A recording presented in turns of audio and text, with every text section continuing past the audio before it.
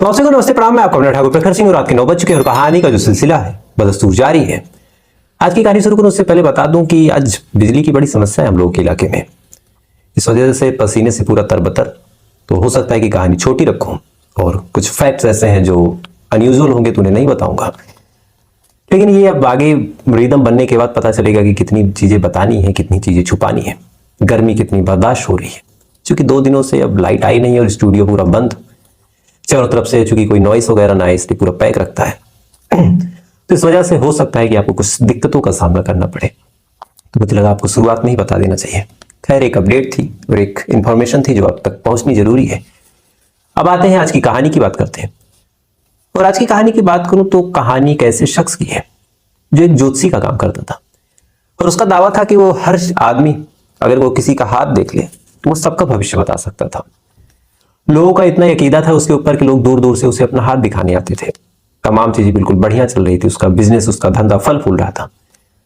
लेकिन अचानक से जब पूरी कहानी पलटती है और एक घटना निकल के सामने आती है, लोगों को उस घटना के बारे में पता चला, तो लोगों ने न केवल हैरानी जताई बल्कि लोग ये भी कहने लगे कि जो पूरी दुनिया का भाग्य, पूरी दुनिया का भविष्य देखता था, क्या वो अपना भविष्य या फिर अपना भाग्य नहीं देख सकता था? और क्या वास्तव में कोई ऐसा है जो भाग्य भविष्य देख सकता है, या फिर ये तमाम चीजें महज एक धोखा है, लोगों को लूटने का, खसोटने का एक संसाधन बन चुका है? ये सब क्यों कह रहा हूं अब आपको पूरी कहानी के माध्यम से समझ में आएगा। छत्तीसगढ़ में एक जगह लगती है महासमुंद, और इसी महासमुंद में एक गांव के इलाके में एक फैमिली रहा करती थी। फैमिली में एक शख्स जो इस पूरे परिवार का मुखिया, जिसका नाम था यूपेश, उसकी पत्नी ज्योति जो कि एक टीचर थी, शादीशुदा जिंदगी बिल्कुल बढ़िया चल रही थी। एक बिटिया हुई दोनों को। अब जब बिटिया हुई तो फिर दोनों ने सोचा कि अब शादीशुदा जिंदगी बढ़िया चल रही, पत्नी जो है वो टीचर है, तो पैसे वैसे भी ठीक ठाक आ रहे हैं, तो अगर बिटिया को बढ़िया पढ़ाना लिखाना है तो क्यों ना गांव से हम बाहर चले और शहर जाके पढ़ाई लिखाएं। अब मियाँ बीवी ने आपस में ये चीज डिस्कस की। उसके बाद फिर दोनों मियाँ बीवी अपने पैतृक गांव को छोड़ते हैं। छोड़ने के बाद इसी महासमुंद में आके एक बढ़िया बिल्डिंग में फ्लैट लेते हैं और वहीं पे मियाँ बीवी और वो बिटिया तीनों रहने लगते हैं।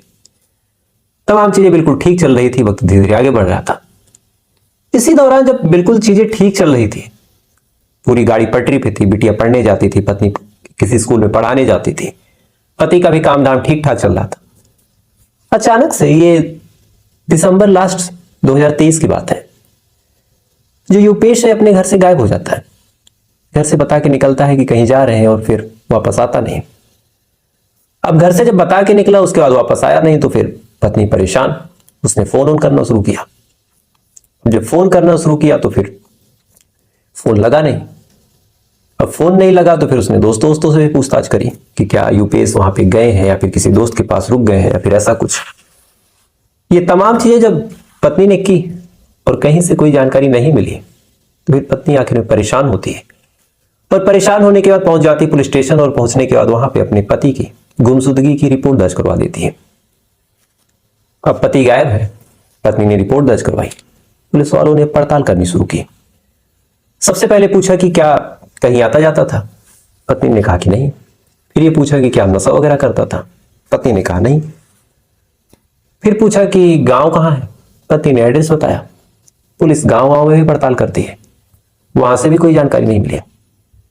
इसके बाद पुलिस वालों ने दोस्तों यारों से पूछताछ करी, वहां से भी कोई जानकारी नहीं।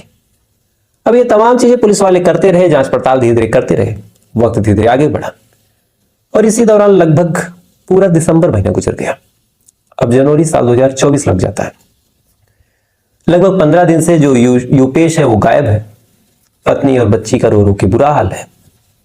मायके से लेके ससुराल वाले तमाम लोग खोज रहे हैं, पुलिस अपने तरीके से खोज रही। यूपेश का कहीं कुछ पता चल नहीं रहा। इसी बीच जब कहीं कुछ पता चला नहीं तो पुलिस वालों ने कहा कि एक काम करते हैं, अब इस आदमी की जो तस्वीर है उसको बस स्टैंड पे, रेलवे स्टेशन पे, हर एक जगह पे चिपका देते हैं और जितने भी व्हाट्सएप ग्रुप हैं वहां पे भी ले जाते हैं और जाने के बाद तस्वीरों को दौड़ाते हैं इधर उधर, क्या पता कहीं से कोई जानकारी मिल जाए। अब ये तमाम चीजें जब पुलिस वाले करते हैं तो एक मन में उम्मीद जगती है कि क्या पता इससे कुछ बात बन जाए। पुलिस वालों ने ये कोशिश की लेकिन कुछ हाथ नहीं है। चाहे जितनी तफ्तीश की, चाहे जितना अपने तरीके से फोटो को इधर उधर वायरल किया, सर्कुलेट किया, चाहे जितने दोस्तों से पूछा, चाहे जितने रिश्तेदारों से, बस स्टैंड, रेलवे स्टैंड, हर उस जगह की खाक छानी, लेकिन कहीं से कोई जानकारी मिली नहीं। देखते देखते पूरा जनवरी महीना गुजर गया। अब जनवरी महीना गुजर गया, देखते देखते फरवरी आ गया, और तब तक पुलिस वालों की उस थाने में जहां ये कंप्लेन दर्ज हुई थी, न जाने कितने और मामले दर्ज हुए, न जाने कितनी और चीजें होने लगी। तो पुलिस वालों का भी ध्यान भटकने लगा अलग अलग केसेस पे। इधर जो यूपेश की पत्नी ज्योति थी वो भी अब थाने वाने जाती नहीं थी, तो पुलिस वालों पे भी कोई लोड वोड था नहीं। देखते देखते फरवरी बीत गया, उसके बाद मार्च, अप्रैल, मई महीना आ गया, यानी टोटल गायब हुए 6 महीने गुजर गए। अब इधर 6 महीने गुजर गए। 6 महीने पुलिस वालों ने अपने तरीके से जो भी कोशिशें की, इधर पत्नी ने जो भी पैरवी वगैरह की, उस हिसाब से 6 महीने गुजरने के बाद पुलिस वाले अलग अलग केसों में बिजी हो गए, मामला रफा दफा हो गया। तब तक कुछ पुलिस वालों के ट्रांसफर वगैरह भी हुए। लेकिन इसी दौरान, इसी मई महीने की बात है, एक चीज पुलिस वालों को अखरने लगी। आमतौर पे किसी महिला का अगर पति गायब हो या फिर किसी भी परिवार का कोई सदस्य गायब हो, तो आदमी साल, 2 साल, 4 साल तक थाने के चक्कर लगाता है, पड़ताल करता है, पुलिस वालों की मिन्नतें करता है कि आप जितना जल्दी हो सके खोज दीजिए। अगर नहीं खोजने भी हुआ, फिर पता करने में कुछ जानकारी मिलती, तो फिर परिवार वाले रोते हैं, परेशान होते हैं, पैरवी करते हैं, नेता विधायक के पास जाते हैं, कहते हैं कि साहब खोजिए, मदद कीजिए, पुलिस वाले काम नहीं कर रहे हैं, कोर्ट का दरवाजा खटखटाते। लेकिन यहां ऐसा था कि दिसंबर में वो आदमी गायब हुआ, दिसंबर में कंप्लेन हो गई। हफ्ते 2 हफ्ते तक पत्नी थाने वगैरह आती है, पुलिस वालों से कहती है कि आप खोजिए। पुलिस वाले खोजते हैं, लेकिन जैसे जैसे वक्त गुजरता गया, इस महिला ने 10 दिन के अंदर ही हथियार डाल दिया और कहा कि नहीं मिल रहे तो कोई बात नहीं, और थाने वाने आने भी बंद कर दिए। तो कहीं ऐसा तो नहीं कि इस महिला को ही कुछ पता हो। अब पुलिस वालों के दिमाग में जब ये चीज आई इसी मई महीने में, तब पुलिस वालों को लगा कि हाँ ये हो सकता है। लेकिन अब हो सकता है तो इस पे तो हम कुछ क्या कर सकते हैं, क्योंकि कोई सबूत, कोई सुराग मिले तो हम पत्नी से पूछताछ करें। अब सबूत सुराग कहां मिले? पूरे मामले में एक ही कंप्लेन करने वाली वो पत्नी है। अब पत्नी के खिलाफ सबूत देगा कौन? किससे पूछताछ करें? पति गायब ही है। तो उन्होंने कहा कि चलो कुछ बैकग्राउंड वगैरह खंगालते हैं, और हर कहानी में जो पड़ोसी होते हैं कुछ ना कुछ जानते जरूर हैं। इसके बाद पुलिस वालों ने बैकग्राउंड खंगालना शुरू किया। जब बैकग्राउंड खंगाला तो एक चीज पता चली कि जो पत्नी ज्योति है वही पड़ोस के रहने वाले एक आदमी मुकुंद त्रिपाठी से घंटों घंटों बात करती है। और एक और जानकारी जब पता की तो पता चला कि कुछ टाइम पहले मुकुंद त्रिपाठी और यूपेश का झगड़ा भी हुआ था। तो एक तो घंटों घंटों बात होना, और कुछ टाइम पहले गायब होने से झगड़ा होना। अब पुलिस वालों को लगा कि दाल में कुछ काला है, लेकिन अभी भी कुछ सबूत और जुटाने थे। लिहाजा पुलिस वालों ने कुछ और कड़ी मशक्कत की, कॉल डिटेल निकाली, तमाम चीजें और सर्विलांस भी लगाई। ये तमाम चीजें करने के बाद फिर अंत में जब कुछ पर्याप्त सबूत मिल गए और कई बार ये पता चला कि यूपेश और मुकुंद त्रिपाठी के बीच झगड़ा हुआ था, तब पुलिस वालों ने कहा कि अब सही वक्त आ गया मुकुंद त्रिपाठी से पूछताछ करने का। पुलिस वालों ने उसको उठा लिया। उठाने के बाद जब उससे पूछताछ की कि क्या तुम्हारा झगड़ा हुआ था, उस आदमी ने कहा कि हाँ झगड़ा हुआ था। उसने कहा कि क्यों हुआ था? तो इस आदमी ने कहा कि चूंकि मेरी ग्रह दशा ठीक नहीं थी, इस वजह से झगड़ा हो गया। अब ग्रह दशा ठीक नहीं थी इसलिए झगड़ा हो गया, ये कौन सी बात है? ये आदमी कैसे बोल दिया? इसके बारे में जब पुलिस वालों ने पूछताछ करी तो उस आदमी ने कहा कि मैं ज्योतिषी हूं, मैं सबकी ग्रह दशा नक्षत्र देखता हूं, मेरे गड़बड़ थे तो झगड़ा हो गया, बाकी और कोई बात नहीं। अब आमतौर पे किसी आदमी को ये बात बताएं तो ठीक लगती है, लेकिन पुलिस वालों से ये बात, पुलिस वालों को बात खटक गई। उन्होंने शक्ति से पूछताछ करी, और जब शक्ति से पूछताछ करी तो जितनी ज्ञान, जितने शास्त्र, जितने ज्योतिष शास्त्र, जितने पोथे ये आदमी पढ़ने और दिखाने का नाटक करता था, वो तमाम चीजें फिर धरी रह गई। और अंत में इस आदमी ने अपना मुंह खोला, और यहीं से कहानी पहुंच जाती है 1 साल पहले। दरअसल 1 साल पहले जब ये लोग यहाँ शिफ्ट हुए थे, तो उसी दौरान जो मुकुंद त्रिपाठी था वो ज्योतिष और तांत्रिक का काम करता था। लगातार वो ज्योतिष शास्त्र के माध्यम से लोगों को कुछ भविष्य बताता, उनसे उसके बदले पैसे लेता। ऐसे एक बार जो यूपेश उसकी पत्नी ज्योति अपने भविष्य को दिखाने आती है। अब दोनों इत्तेफाकन अगल बगल के फ्लैट में रह रहे हैं, तो जब वो दिखाने आती है इसी दौरान दोनों एक दूसरे से बातचीत करते हैं, नंबर वगैरह एक्सचेंज होता है, और यहीं से फिर दोनों की दोस्ती हो जाती है। अब दोस्ती होती है तो पति जब जब बाहर जाता तो पत्नी मिलने चली जाती। अब ये बात पति को भनक लगी, उसने विरोध करना शुरू किया। अब उसने जब विरोध करना शुरू किया तो फिर लड़ाई झगड़ा होने लगा मियां बीवी के बीच। इधर फिर मुकुंद त्रिपाठी से भी झगड़ा होने लगा। तो जब झगड़ा होने लगा तो फिर इन्हें लगा कि एक काम करते हैं, अब इसको रास्ते से ही हटा देते हैं, क्योंकि रास्ते में रहेगा, फालतू डिस्टर्ब करेगा, कोई मतलब नहीं है, कोई सेंस नहीं है इस चीज का, तो इसको रास्ते से हटाओ, जो कि हम दोनों एक दूसरे से प्यार करते हैं। लिहाजा दिसंबर साल 2023 में इन्होंने कत्ल करने का प्लान किया, और कत्ल से ज्यादा लाश को ठिकाने के लिए लगाने के लिए इन्होंने जो कुछ किया वो वास्तव में बड़ा हैरान करने वाला था।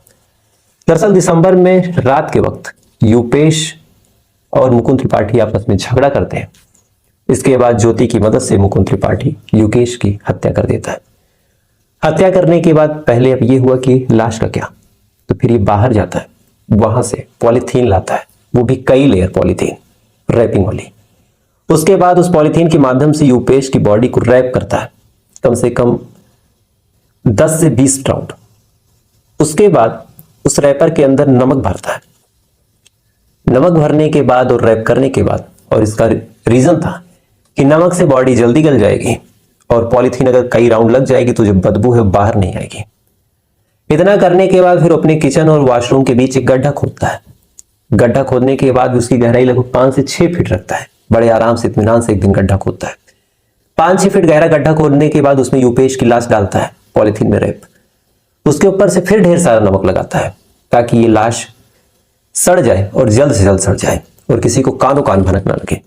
इतना करने के बाद फिर ऊपर से मिट्टी डालता है और उसके ऊपर से सीमेंट डाल देता है।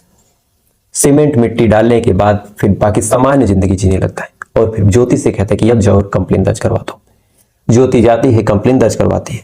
कंप्लेन दर्ज करवाने के बाद कुछ दिन तक पैरवी करती है, लेकिन दोनों का प्लान ही यही था कि पुलिस वाले ज्यादा पैरवी करे ना, लिहाजा इन्होंने कुछ दिन तक तो पुलिस के पास मदद की गुहार लगाई।